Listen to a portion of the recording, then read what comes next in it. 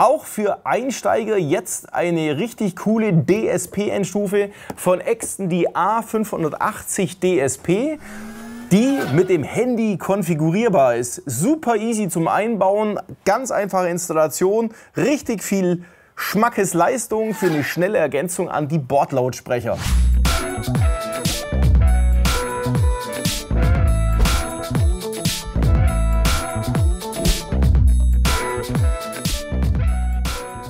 Die Exton A580 DSP ist eine 4-Kanal-Endstufe mit integriertem Soundprozessor, also einem DSP, die 4x76 Watt Leistung hat, vorausgesetzt wir schließen eine externe Stromversorgung an, direkt an die Batterie. Sollten wir mit dem beiliegenden Kabelkit nur die Stromversorgung vom Autoradio abgreifen, dann kriegen wir nicht ganz die Eingangsleistung hin und insofern reduziert sich dann die Ausgangsleistung für eine Endstufe auf ca. 4x55 Watt, was auch schon sehr geil ist.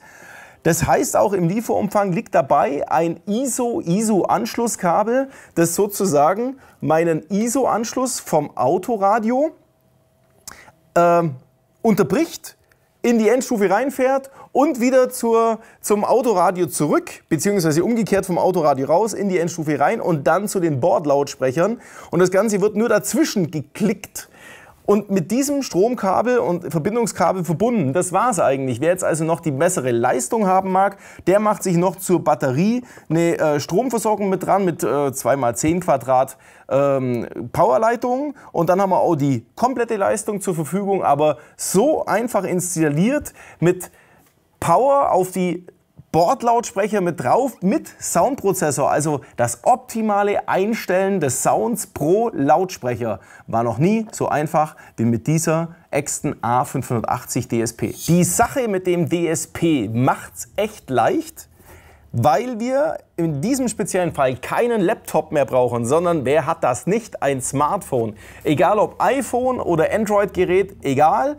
Es gibt eine kostenlose App zum Downloaden und darüber steuere ich jetzt meine ganze Endstufe. Per Bluetooth werden die zwei Geräte miteinander verbunden und ich kann kompletten Einfluss auf das komplette Soundmenü per Handy machen. Das heißt im Praxisfall, ich sitze auf dem Fahrersitz, höre mir meine Musik an, meine Lieblingsmusik und stelle alles ein, wie ich es brauche. In Lifetime, also easy, easy, easy. Die genauen Funktionen, was das Gerät alles mit sich bringt und wie es einstellt, zeige ich euch gleich.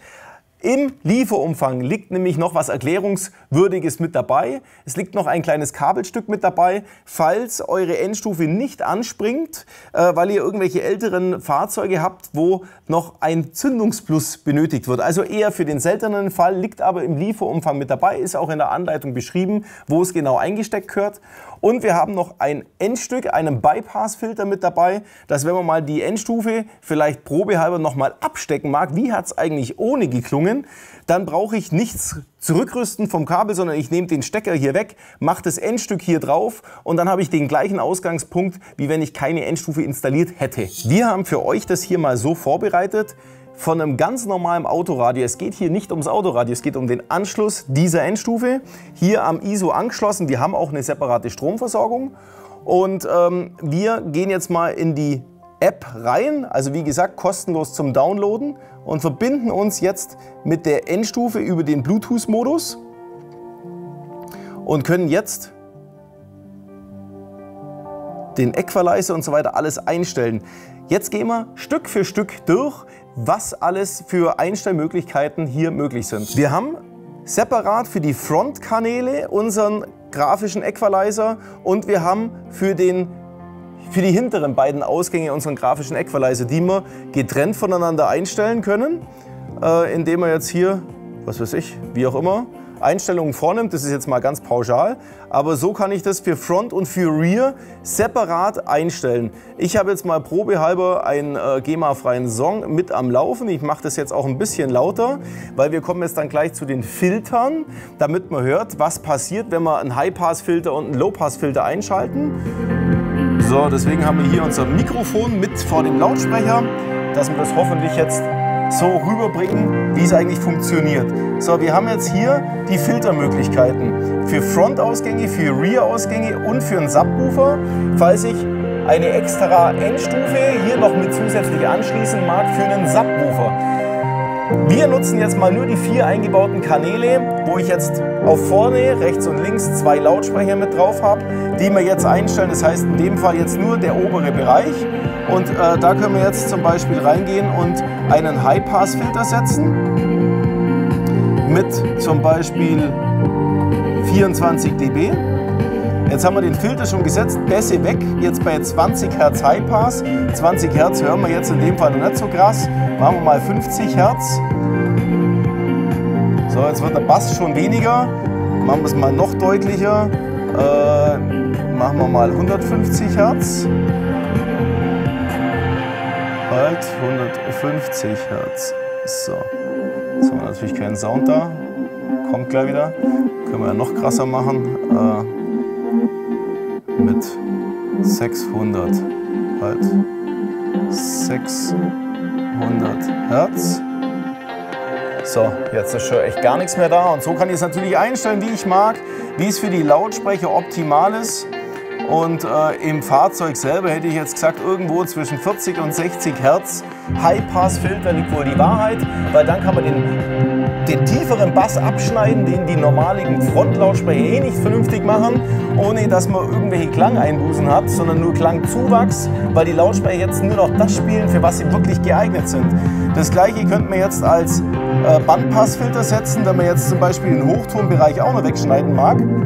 In dem Fall Blödsinn, ein normales High-Pass-System wäre jetzt für ein normales Zweiwege-Frontsystem optimal, aber spaßeshalber hier auch nochmal eingestellt bei 600 Hertz einen Filter zu setzen.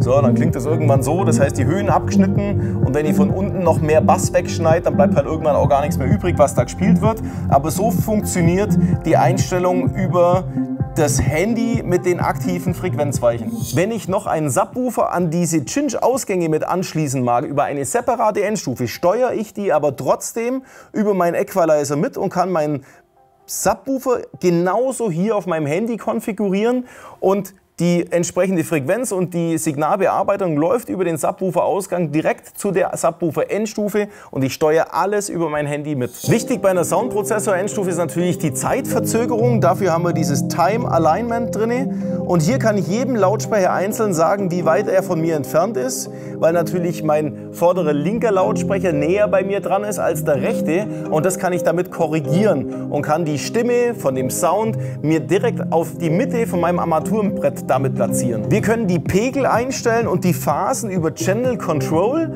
Das heißt, wir haben hier natürlich abgebildet unsere 4 Lautsprecher und könnten jetzt zum Beispiel für den vorderen linken die Phase umdrehen. Und schon habe ich den 180 Grad gedreht gegenüber dem und es klingt katastrophal. Könnte ich aber Anschlussfehler damit schnell korrigieren, indem ich den einfach hier umdrehe von der Phase her oder stumm schalte, den stumm schalte, den wieder anschalte und beide anschalte. Und ich kann die Pegel einstellen, das heißt, ich kann hier eine Pegelabsenkung machen, zum Beispiel von 3 dB. Halt 3 dB, 3. So, und jetzt spielt der einfach 3 dB leiser oder 2 dB leiser als der. Die sind grundsätzlich auf 5 dB eingestellt und ich kann einfach Pegel wegnehmen, um mir das akustisch so einzustellen, wie ich es gern hätte. Wenn ich meine Einstellungen gemacht habe und die abspeichern möchte, gibt es hier einen Save to iPhone, kann dann meinen Namen abspeichern, was weiß ich, machen wir das mal unter Olli, oder? So, Olli abspeichern und jetzt habe ich das auf meinem iPhone abgespeichert, das komplette Setting und könnte es mir auch entsprechend wieder laden, wenn ich verschiedene Einstellungen hier für mich mal konfiguriert habe, vielleicht auch mal durchprobieren mag, kann ich mir das alles hier abspeichern und wieder als Setup ziehen. Zusätzlich zu meinen eigenen Einstellungen und Abspeicherungen kann ich hier auf verschiedene Favoriten zugreifen, die sind schon voreingestellt vom Equalizer, da kann ich einfach mal ein bisschen rumspielen, aber ich glaube, die meisten von euch interessiert das persönliche Setup so einzustellen, wie du es magst und dafür ist die A580 DSP echt auch als Einsteiger sehr geil einsetzbar. Also wer die eingebauten Kanäle nicht braucht, weil er sagt, nein, ich habe sowieso externe Endstufen und möchte nur den Soundprozessor, den integrierten, nutzen, der kann vollwertig Front, Rear und Subwoofer hier auch als Cinch-Ausgänge nutzen von dem DSP und in separate Endstufen reinfahren. Also es funktioniert nicht nur mit dem Subwoofer, sondern mit Front und Rear ganz genauso. Bisher war es ja so, dass die Soundprozessor-Endstufen schon erstens mal einen richtigen Laptop vorausgesetzt haben und dann auch sehr viel Ahnung in dem, was eingestellt werden kann und was man da vielleicht auch verstellen kann. Ich finde, bei der Exton Endstufe hat man sich sehr viel Mühe dafür gegeben, die Anwendung so einfach wie möglich zu machen. Natürlich gibt es manche Sachen, die kann man mit diesem Prozessor nicht machen. Dafür ist es auch nicht gedacht. Es ist kein Profi-Prozessor. Aber trotzdem, Hut ab, voll geil, was man alles einstellen kann. Die wichtigsten Sachen sind alle drin und die versteht auch jemand, der mit Soundprozessoren noch nicht so sich befasst hat. Und man kann sich sehr schnell reinlesen.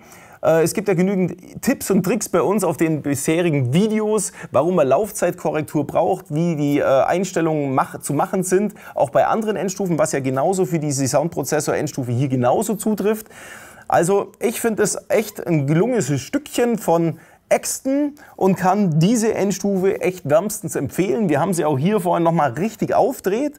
Man merkt einen deutlichen Leistungszuwachs. Also es ist nicht nur so, ja, es ist ein bisschen mehr wie so ein Autoradio. Nee, also das geht richtig zur Sache und das mit allen 4 Kanälen integriert. Also ein leichtes, diese Endstufe irgendwo hinterm Handschuhfach oder irgendwo zu installieren, weil sie eh nicht allzu groß ist. Die Connectivity mit dem ISO-Anschluss ist sowieso recht cool. Wer keinen ISO-Anschluss hat, sondern Quad-Lock-Anschluss, der braucht eventuell noch einen Quad-Lock-T-Kabelsatz. Den gibt es bei uns auch. Aber grundsätzlich kann man eigentlich so ziemlich alles mit diesem ISO-Anschluss machen, weil eigentlich alle Radios auch einen ISO-Anschluss haben. Also es trifft eigentlich immer zu, das so zu installieren, wie wir es hier auf dem Tresen hier mal schnell für euch aufgebaut haben. So, und viel mehr kann ich euch dazu gar nicht sagen. Legt euch das Ding zu, wer Bock dazu hat und spielt mal ein bisschen drum. Ihr könnt nicht wirklich viel verkehrt machen, ihr werdet einen richtigen Spaß dran haben. Ich bedanke mich schon mal fürs Zuschauen, freue mich über jede Menge Kommentare von euch. Ist das was die Welt braucht oder sagt ihr, nee, das ist ja völlig dran vorbei? Oder wie ist eure Meinung? Los, haut das mal raus und wir freuen uns natürlich über jede Menge Daumen hoch von euch und abonniert uns. Und wir sind übrigens auch auf Instagram unter AAS24.com. Vielleicht wollt ihr uns auch dort folgen.